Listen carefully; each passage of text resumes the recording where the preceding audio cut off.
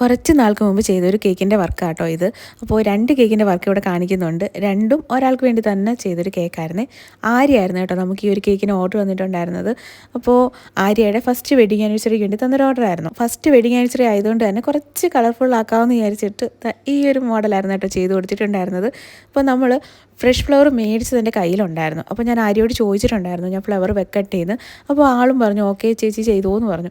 അങ്ങനെ നമ്മൾ ഫ്രഷ് ഫ്ലവറൊക്കെ വെച്ചിട്ട് അങ്ങനെ ഉള്ളൊരു ഡിസൈനായിരുന്നു കേട്ടോ ചെയ്ത് കൊടുത്തിട്ടുണ്ടായിരുന്നത്. നമ്മൾ ചില കേക്കുകൾ നമ്മൾ ചെയ്ത് കഴിയുമ്പോഴത്തേനും അത് കാണാൻ ഒരു പ്രത്യേക ഭംഗിയായിരിക്കും.